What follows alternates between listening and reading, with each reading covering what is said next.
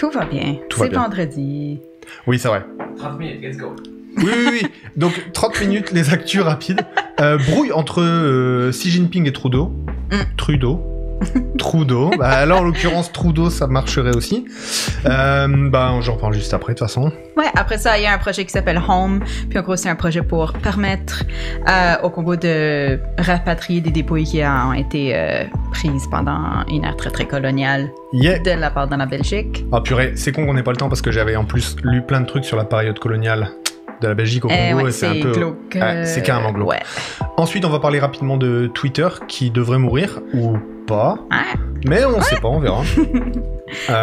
Puis là, une autre nouvelle de Belgique, mais un peu plus cool, là. C'est ou plus on va dire positif. Normal même. Les couples homosexuels maintenant vont avoir accès à la prime de naissance. Donc, homosexuel masculin. Ouais, c'est ça. Moi, je vais vous parler du Tuvalu. Les pieds dans l'eau et dans le cloud, et on va expliquer pourquoi. C'est un peu en lien avec la COP 27. Mm-hmm. Puis on a des mini trucs un peu cons à partager ensuite avec la Coupe du Monde, qu'il n'y a pas d'alcool qui est permise. Ouah. Tu fais quoi quand tu regardes un match de foot sans alcool? Apparemment, il y aura de la bière sans alcool. Donc, nice. C'est bien. I guess. Un petit panaché. Voilà. Et enfin, une petite citation d'Emmanuel Macron. Il ne faut pas politiser le sport. Ça, c'est la petite pépite de la semaine quand même. Surtout, vu l'actualité sportive française, où il y a pas mal de choses à dire. Je vous parle de la brouille entre Xi Jinping et Trudeau. Donc au G20, une altercation cordiale et un peu inhabituelle a eu lieu entre Justin Trudeau, le Premier ministre canadien, pour ceux qui l'ignoraient, et Xi Jinping, le président chinois. Durant l'échange filmé, le chef d'État chinois a ouvertement critiqué la manière dont le Premier ministre canadien avait révélé la teneur des échanges qu'ils ont eus tous les deux plus tôt la semaine, à propos notamment de l'ingérence chinoise dans les affaires démocratiques et judiciaires canadiennes. On en parlait un peu la semaine dernière.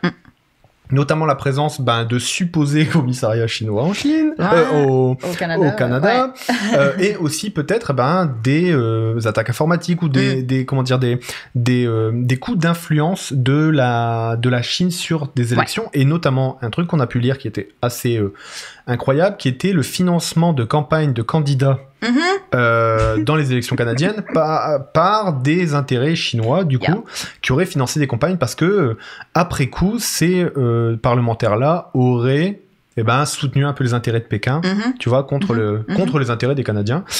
Donc, il y avait de quoi s'inquiéter. Je précise quand même une chose, donc là vous avez une photo, la vidéo a été vraiment énormément relayée sur les réseaux sociaux. Ce que dit Xi Jinping, c'est aller raconter aux journaux ce qu'on a dit lors d'une conversation, ce n'est pas approprié, et en plus ce n'est pas la façon dont la discussion s'est vraiment déroulée. Donc j'ai ajouté un paragraphe à ça qui est juste, faut pas se tromper sur ce qui s'est déroulé. C'est-à-dire que l'ambiance a l'air très cordiale, mais que ce soit de manière dans la diplomatie en général, normalement, quand il y a deux États souverains qui parlent les uns avec les autres, c'est toujours très cordial, très diplomatique, et surtout, personne ne révèle ce qui s'est dit dans une discussion. C'est les coutumes diplomatiques, c'est après, quand les deux pays sont arriver sur un accord et sur une conclusion, on révèle ce qui a été dit. Mais là, sinon, c'est à huis clos, exactement. C'est secret. Et ça, c'est ce que reproche Xi Jinping à Trudeau. Et malheureusement, sur cet aspect-là, alors on peut vouloir soutenir Justin Trudeau dans la liberté de la circulation de l'information. Or, c'est pas ça les règles diplomatiques en général. C'est ça. Donc, on est vraiment sur une barrière entre les deux, on est vraiment sur un fil entre les deux. Et en plus, quand on connaît normalement les us et coutumes chinois, une des règles quand tu t'adresses en tant que Chinois à quelqu'un d'autre, même si la discussion est très tendue et très forte, la règle en Chine, c'est que tu ne fais jamais perdre la face à ton interlocuteur. Jamais. Or là, ce qui s'est passé devant les caméras, c'était clairement papa qui engueule son gamin, quoi. Et c'était vraiment une grosse humiliation pour Justin Trudeau. Et ça en dit long sur les relations entre le Canada et la Chine. On va pas oublier une chose aussi, un article est paru cette semaine sur notamment la richesse du sol canadien en termes de métaux précieux, de terres rares.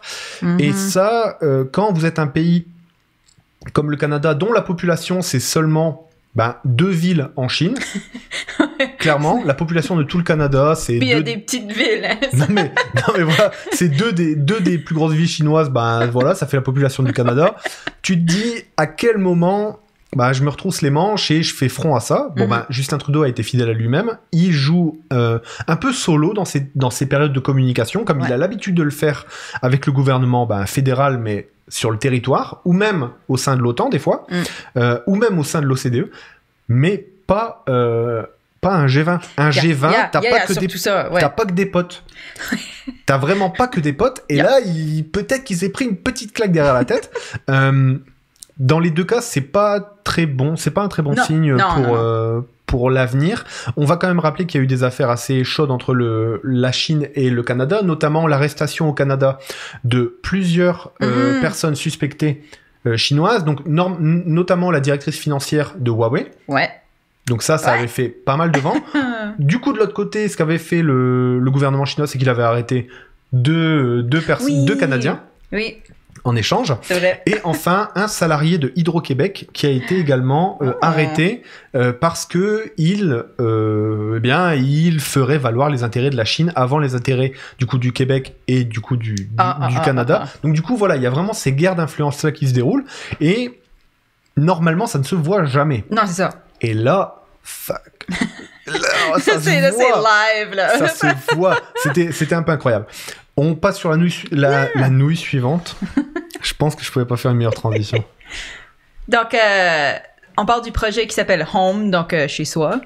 C'est un projet pour permettre le retour au Congo des dépouilles des victimes du colonialisme. Donc, le colonialisme belge a été très, très, très, comment je peux dire, direct envers les humains. Donc, on coupait des mains, etc., pour apprendre à mieux faire. Pour éduquer, gros guillemets, entre autres, gros guillemets, les sauvages qu'on allait trouver en Afrique parce que c'était le cadeau de Léopold II, si je me trompe pas. Mais vous pouvez aller googler colonialisme, surtout au Congo. Ouais. Burundi, Congo, ça a vraiment été... belge, là, ça... mais enfin... Sur ce projet-là, donc il existe en Belgique des restes humains éparpillés dans différentes institutions scientifiques, dont l'Africa Museum, donc le musée de l'Afrique, et les universités. Une plateforme d'associations et de militants anticoloniaux demande le rapatriement au Congo des dépouilles de victimes du colonialisme de l'État belge. Le projet Home a pour objectif de rendre la dignité à ces dépouilles. Donc on s'entend que c'est des restes d'humains qui ont existé et qui ont eu des vraies vies, qui sont à des endroits un peu aléatoires, et c'est même encore utilisé comme... Je comprends que des fois, on peut utiliser l'histoire pour apprendre, mais il y a une différence entre ça et de la dignité envers des êtres qui ont réellement existé. Je cite, « Certains de ces restes humains ont été appropriés à l'époque coloniale dans des circonstances très problématiques. » C'est une façon très gentille de le dire, clairement. Honnêtement, là. Explique les différents partenaires de la plateforme. Donc... tout ça pour dire qu'en gros, il y a vraiment un énorme mouvement pour... Et c'est pas le seul mouvement de dire « Hey, on aimerait revoir, entre guillemets, nos choses. » Mais là, on parle pas de un diamant qui a été volé et qui est quelque part dans un musée à Londres. On parle de restes humains. Exact. Donc, ça... C'est ça. Ça s'en vient. Il y a une autre citation qui, je pense... représente un peu mieux la situation. Donc, c'est les dépouilles sont celles de personnes massacrées et déportées par les autorités coloniales belges. Certaines ont été décapitées lors de combats les opposant aux colons. D'autres sont celles de personnes mortes de faim ou de maladie après avoir été forcées de venir en Belgique pour être exposées comme des animaux. Parce que, sidebar, là, on parle littéralement de zoo humain. Où on disait, hey, regarde, cette personne, elle est différente, on va la regarder de la même façon qu'on regarderait un chameau. Ce qui est tellement fucked up. Genre, c'est tellement fucké. Googlez zoo humain, puis vous verrez là, mais c'est atroce. Je continue la citation. Ces victimes ont été découpées et étudiées comme des animaux de laboratoire sous prétexte d'analyse scientifique, précise Isabelle Minon, juriste et militante Intal. Donc, je pense que ça explique bien Carrément. une partie des atrocités qui sont passées. Puis, je trouve le projet super cool. C'est vraiment Exactement. bien. C'est important. Puis ça fait aussi en parler d'un autre point de vue. Exactement. Pas seulement de choses qu'on peut avoir, mais de gens qui ont existé et de trucs atroces qui sont passés. Peut-être une façon de... Carrément. lier des ponts ou de... Dans le projet, il y a notamment l'intégration de pas mal d'artistes et d'anthropologues et donc de pas mal de choses. Et enfin, en tout cas, dans le cadre de l'émission, c'est vraiment cool parce que c'est une manière aussi de déconstruire ce qu'on a construit. Oui. Même si tu vois, tu peux pas effacer la colonisation. Yeah. Mais il y a une manière quand même, tu vois, de faire que la réconciliation puisse avoir lieu et ça commence au moins par rendre... Yeah. Et il y a une autre histoire que j'ai trouvée incroyable, c'est Murumbu, il me semble le nom, c'est le père de la révolution et de l'indépendance congolaise. Et lui, il a été assassiné par les autorités belges et un policier belge était chargé de devoir faire disparaître le corps. Et cet homme a gardé une dent de l'homme et il la restitue au Congo comme témoignage. Et donc ça, c'est quelque chose qui prend énormément de temps, en sachant que l'indépendance du Congo, ça date de 61, donc ça fait un bail de temps. Et tu te dis comment c'est possible que ça ait duré autant de temps sans que... Voilà. Donc ça, c'est des choses qui sont encore en cours. Donc les affaires de rapatriement, de dépouilles de personnes liées à la colonisation, c'est que en cours, quoi. C'est-à-dire qu'on va encore être amené à en voir plein. Mais on est un peu, je trouve, au début de pouvoir vraiment, pas juste en parler, mais faire des choses. À la place d'avoir une discussion de genre, c'était mal la colonisation, ok, bye. Exact. Que c'est un peu ce qu'on a vu, je sais pas, Max, dans les années 90 puis 2000. Mais là, vraiment, depuis genre 10 ans, on voit on pousse pour plus de vraies actions. Ouais. Et, enfin... J'ai hâte de voir la suite de ce projet, puis je le trouve vraiment cool. Carrément. Puis important. Voilà. Exactement. Je passe à la suite. Yeah. Ok, bon là, j'ai fait une petite équation rapide, les amis. Featuring Dead Tweet, là. C'est notre ami. Bon, on va le garder pas mal loin. C'est un peu le symbole de la liberté d'expression qui meurt. Même si c'était un peu une des valeurs maîtresses d'Elon Musk au moment où il veut où il reprend Twitter, exactement. Donc là, il n'y a pas beaucoup de texte, les amis. 44 milliards, 7500 divisé par 2, plus 3 ou 4. Je vais vous expliquer pourquoi. 44 milliards, c'est le prix qu'a payé Elon Musk pour acheter la plateforme Twitter, qui est devenue, l'air de rien, un espace public de communication. Oui. Et qui était... Comment dire ça ? Qui était peut-être pas rentable, mais qui avait... des modérateurs, qui avaient une politique, qui avaient des choses. Et pour lui, c'était pas assez bien. Notamment, ce qu'il avait beaucoup marqué Elon Musk, c'est le bannissement de Donald Trump, c'est le bannissement de plein d'autres gens qui... Pour lui, comment dire, Elon Musk est un libertarien, c'est-à-dire un libéral économique doublé d'un... Enfin, comment je peux dire ça ? Il déteste l'État. Voilà. Elon Musk déteste toute forme d'organisation. Les régulations, ça doit disparaître. Exact. Et là, donc du coup, il s'est fait un petit cadeau pour aider la démocratie selon lui, parce que ce genre de personnes, les milliardaires, tu vois, gomment facilement leur héritage, d'où ils viennent, tu vois, et vont uniquement mettre en avant leur réussite, etc. Tu vois, c'est un peu comme ça que ça marche. Donc là, lui, il est bien sûr pour la liberté totale, parce qu'il fait partie des dominants, donc c'est facile de vouloir être libre totalement quand tu fais partie des dominants. 44 milliards, c'est le prix qu'il a payé cette plateforme. En plus, si vous avez suivi un petit peu l'actu, les messages qui se sont échangés autour de la prise de Twitter, ils avaient un groupe, il me semble que c'était Telegram ou c'était un groupe WhatsApp dans lequel Elon Musk et ses potes investisseurs parlaient, et c'est juste des gros débiles. Il n'y a aucune stratégie financière derrière ce projet. I mean, je pense qu'on le voit maintenant, là. Genre, guys. mais on peut pas cacher l'ingénieur. C'est-à-dire que lui, ce qu'il a fait, c'est que en arrivant, il s'est dit, il me faut de la rentabilité. Du coup, qu'est-ce que je vais faire ? Je vais prendre tous les gens qui ont codé le moins dans l'entreprise, puis je vais les virer. Donc ça fait 7500 divisé par 2. Donc il a viré la moitié de l'effectif. Plus 3 ou 4 parce qu'il s'est rendu compte qu'il y en a quand même quelques-uns.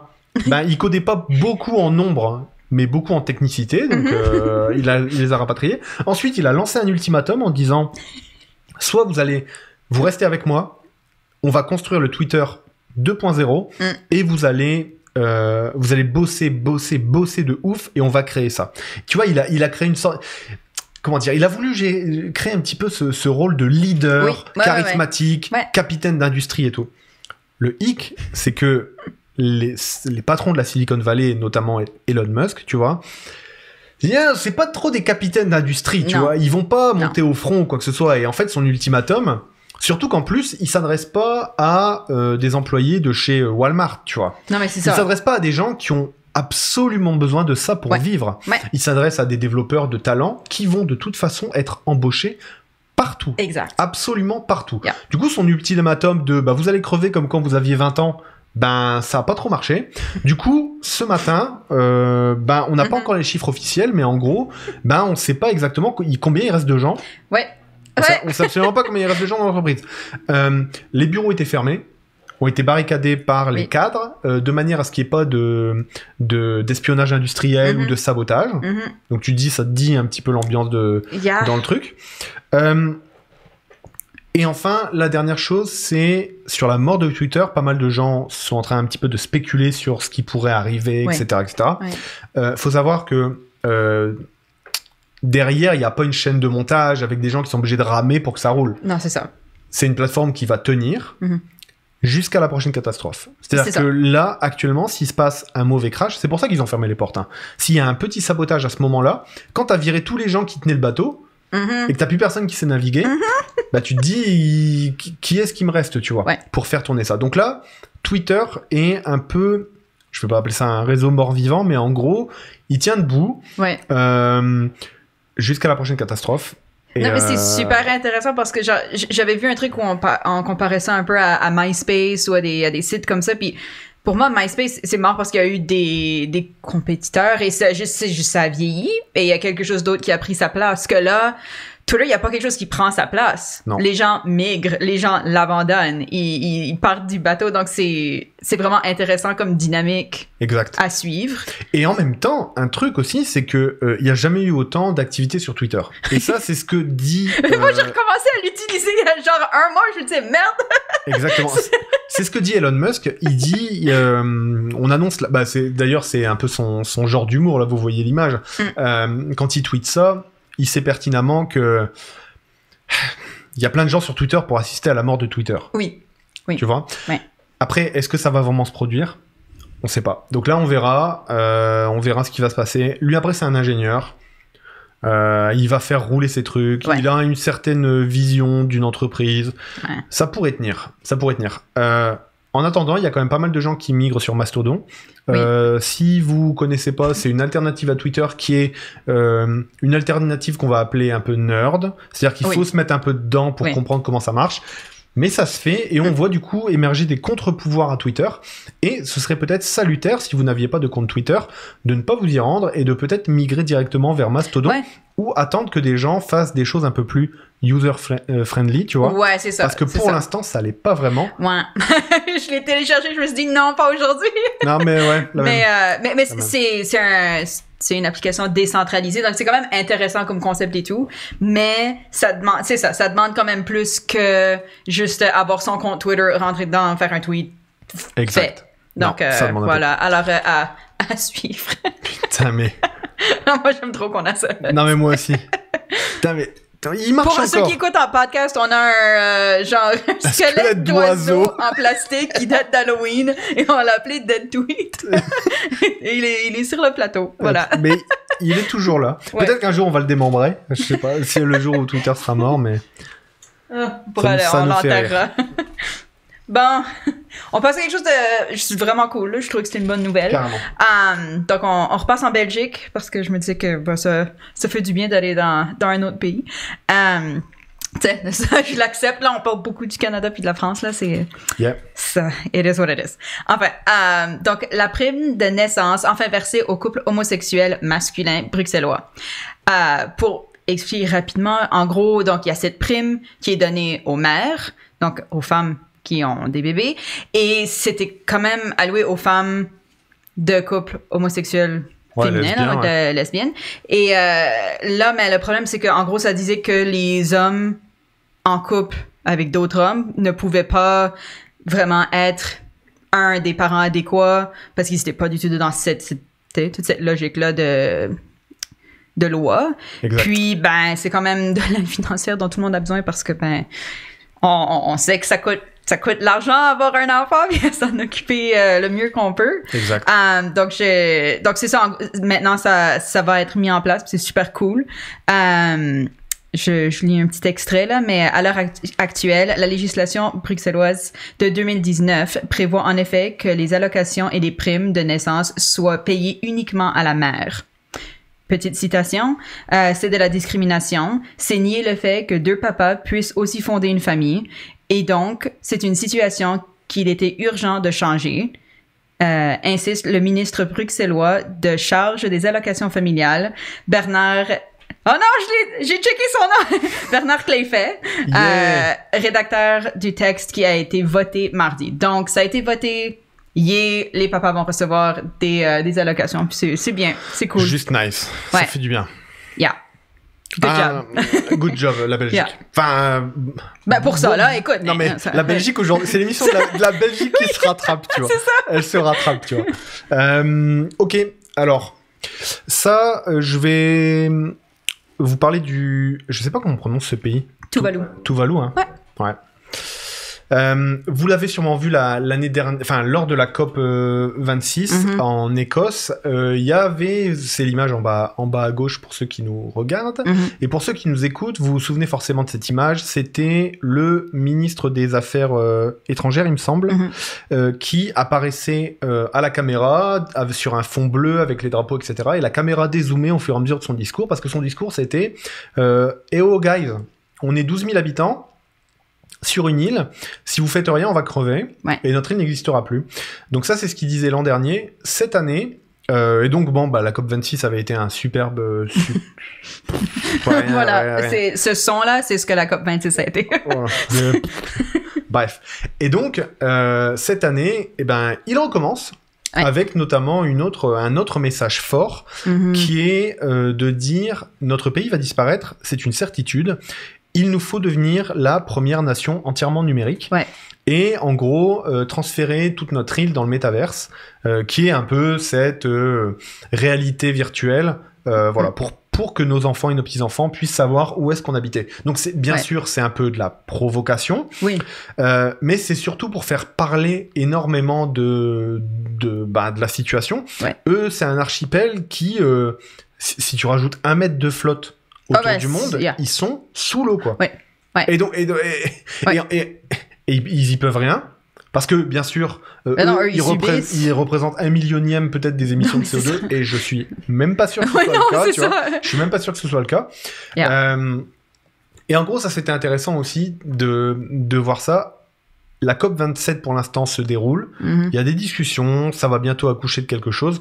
Peut-être. On s'en fout un peu, clairement, qu'ils se rencontrent et qu'ils disent ce qu'ils veulent. Je suis désolé, mais toi comme moi, je pense qu'on en est assez convaincus. C'est plus une organisation économique de notre façon de vivre tous ensemble, tu vois. Et en plus, alors la news de la semaine aussi, on l'a pas mise, mais on aurait pu en parler. C'est nous sommes désormais 8 milliards sur Terre.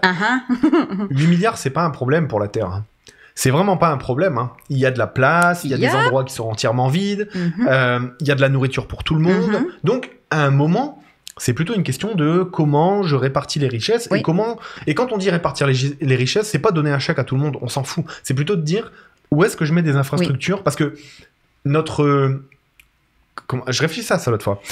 Si on veut tous être riche, qu'est-ce que tu veux quand tu veux être riche? Tu veux être en sécurité. Je veux acheter Twitter. Ouais, non, mais c'est parce que toi, t'es mégalo, mais... Exactement, voilà. C'est pas mélo, c'est mégalo, en fait. Oh, snap! J'ai mon nom de DJ maintenant. Ok, non. Quand t'es riche, ce que tu veux, c'est... Tu veux être en sécurité. Tu veux pouvoir... Que tes enfants aient une meilleure vie que toi. Globalement, c'est ça, tu vois. Tu veux pas stresser à l'idée de dépenser sur quoi que ce soit. Tu vas juste aller chercher le truc. Exactement. Parce que t'as l'argent. Si t'as un problème de santé, tu veux être soigné dans de bonnes conditions, tu veux avoir une bonne éducation pour tes enfants, tu veux pouvoir avoir des loisirs, tu veux ne pas jamais crever de faim et tu veux pas que ton environnement soit complètement détruit de manière à ce que ça te pète la santé, ça te pète tout. Il y a une manière d'avoir ça tous ensemble. Ça veut dire qu'on serait tous riches, tu vois. C'est des infrastructures communes, c'est des outils communs de partage où on se rend compte que, si on met en commun des choses, on est beaucoup plus efficace que si chacun a le sien. Et c'est la même chose pour la compétition économique. Bon, en tout cas, une chose que je vois, c'est que depuis qu'on a mis en place le libéralisme économique et la compétition, on est censé stimuler l'innovation. Guys, est-ce qu'on stimule vraiment l'innovation dans le milieu automobile? Toutes les bagnoles se ressemblent et aucune n'apporte rien par rapport à une autre. De quoi a-t-on besoin? On a besoin de se déplacer, on n'a pas besoin de voiture. Ma Porsche a coûté beaucoup plus cher, c'est ça la différence, ok? I'm kidding, je peux pas afford une Porsche. Et est-ce que tu voudrais une Porsche? Non, je me trouve moche. Là, mais... Tu peux aussi comprendre... Même non, moi je comprends pas l'idée d'acheter un truc plus cher qui ressemble au truc moins cher. Qui en fait la même chose, tu sais, qui est pas mieux. Mais bon, je suis pas riche, hein, donc ça... Mais en même temps, on peut pas en vouloir aux gens d'avoir des hobbies. Non, puis tu peux avoir envie de quelque chose et c'est pas logique. That's fine. Et puis après, est-ce que si c'est possible que tu te le payes et que d'autres ils s'achètent d'autres trucs et tout, moi je suis persuadé qu'en plus, parce que il y a cette vision un petit peu de l'écologie punitive qui dit non, t'as pas le droit, etc., etc. Guys, si on se rationne maintenant sur les trucs inutiles, si on se concentre sur les choses dont on règle le problème, je suis persuadé que les gens pourront même accéder à ces luxes-là, tu vois, sans que ça pose problème pour globalement au niveau du monde, tu vois. Mais ça demande à agir en commun, tu vois. Ça demande à ce que... Et puis...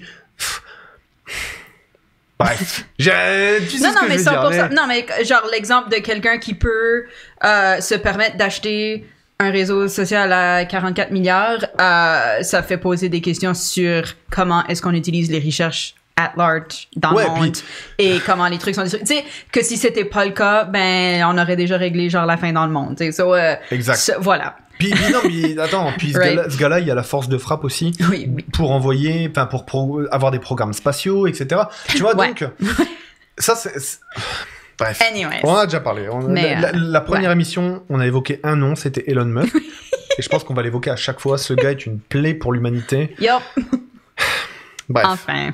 Bref. Et c'est pour ça qu'il veut pas d'État, parce que l'État, c'est la seule chose qui peut... Mais lui, il s'en fout. Qui peut contraindre, tu vois. La seule chose qui peut le contraindre, c'est notre outil commun qui permet de faire des règles ensemble, tu vois. C'est la seule chose qui permet. Le reste, il n'y a rien qui peut le contraindre. Donc du coup, il faut des règles. Et les règles, ça se fait, on se met autour d'une table et on discute. Mais ça veut dire que... C'est-à-dire que tu peux pas faire tout ce que tu peux. Ça veut dire que madame racisée, handicapée, elle a la même voix que toi autour de la table pour décider de la règle, tu vois. Elon Musk vaut autant. Et ça, il aime pas ça. Ça, il déteste, tu vois. Et surtout quand t'es tout seul à table et qu'il y en a plusieurs milliers de personnes qui se disent « Hey guys, j'ai l'impression que t'abuses un peu. » J'ai l'impression que t'as un peu... Mais en même temps, t'as aussi ton clan qui dit « Wow, t'es amazing! » Ils évoluent dans un cercle. Ouais. Bon, on finit avec quelque chose d'un peu drôle, parce que pourquoi pas? Donc, c'est ça, c'est la grosse nouvelle de ce matin, mais genre New York Times, etc. C'était comme ce qui était sur mon feed. Donc, pas d'alcool à la Coupe du Monde cette année. Moi, comme, c'est une chose que j'ai vu, comme, avoir des matchs de Coupe du Monde en personne, pas rediffusés, là, je suis pas allée à un match en personne, mais rediffusés avec des gens autour de moi, c'est qu'ils étaient tous bourrés, qu'ils buvaient beaucoup de bière.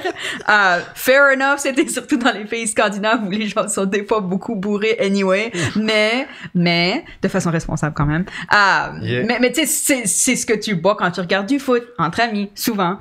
Donc là, il y aura de la bière, mais sans alcool. Alors, Budweiser va tester des recettes. Non mais attends, moi je pense qu'ils vont... Ils vont dire, il n'y a pas d'alcool, wink wink. Non, mais ça c'est ouf. Après... I mean, look, en tant que soi, c'est peut-être mieux que les gens soient pas bourrés dans des stades. Non, mais oui, mais où il y a plein de gens super riches qui vont peut-être se taper sur la gueule. Est-ce que le problème, c'est la prévention contre l'alcool? Ça n'a rien à voir avec ça, tu vois. Moi, ce que je me dis depuis le début, c'est que c'est un peu de ta position sur la Coupe du Monde. C'est-à-dire qu'en gros, maintenant que c'est fait... Yeah, comme, who gives a shit, là. Non, mais c'est ça. Comme, parlons-en, c'est pas bien, c'est bien d'en parler, c'est bien d'en être conscient, et etc., et tout. Mais, il y a aussi le fait que, genre, who cares? Who cares? Genre, je comprends, mais en même temps, je m'en fous. Mais par contre, ce que ça veut dire, c'est que pour les prochaines décisions, avant que le mal soit fait, c'est exact. Là, il faut combattre. Et je pense que c'est là où la FIFA, et même là, FIFA est en train de perdre le contrôle sur ce qu'ils ont le droit de faire avec leur sponsor, right? T'imagines? Donc, tu sais, non, mais oui, tu peux avoir Budweiser, mais en passant, pas d'alcool. Oh, OK. Super sponsor, ça va marcher, tu vois. Right? So, je m'en fais vraiment pas pour Budweiser, mais je pense que même FIFA est en train de réaliser, non seulement on a peut-être la mauvaise presse, mais on a peut-être même des problèmes avec nos sponsors, et ce que FIFA aime, c'est le fric, donc ça va être chaud. Ça va être chaud. Et puis le deuxième, ça c'est parfait, hein. Citation d'Emmanuel Macron, il ne faut pas politiser le sport, justement à propos de la Coupe du Monde, c'est-à-dire que pour lui, il faut que tout le monde aille au Qatar, il faut que tout le monde profite de la Coupe du Monde, etc., etc. Mais son argument, c'est pas de dire, maintenant le mal est fait, autant enjoy, tu vois. C'est pas ça son argument. Son argument, c'est de dire, non, mais il faudrait pas politiser le sport.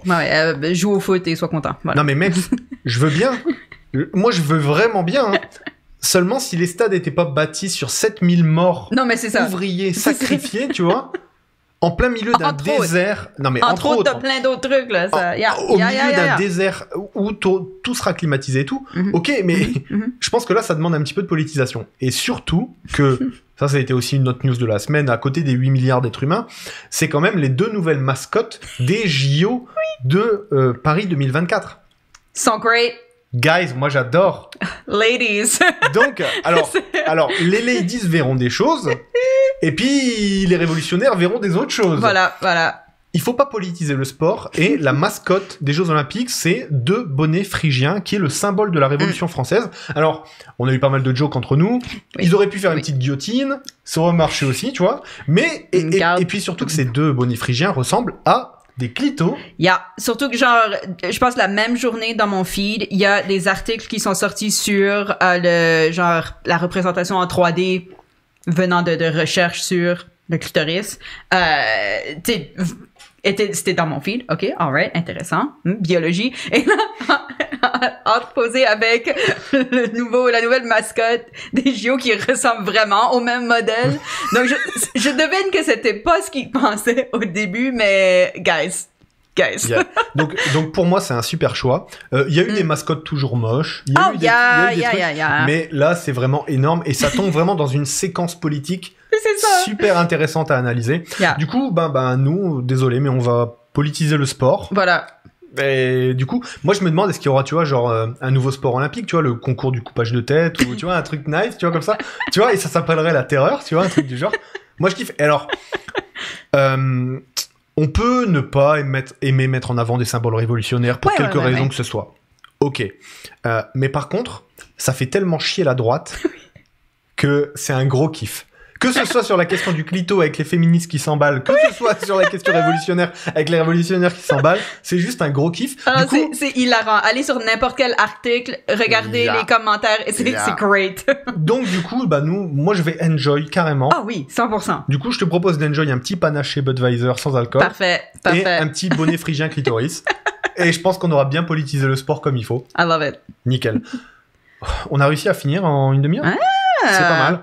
Good job. Okay. Désolé encore pour les problèmes techniques. On essaie de tout arranger. On espère que tout se passe bien. De toute façon, l'émission sera en replay dès demain pour cette partie actu.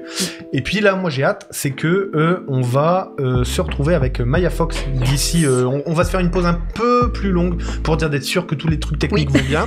Et on se retrouve avec Maya Fox qui est drag. Yes. Et qui participe surtout à un show national actuellement. Et qui a surtout un background qui nous intéresse de ouf. Pendant la pause, allez voir l'Instagram de Maya Fox, puis on se retrouve avec elle dans pas longtemps. J'ai trop hâte. À toutes.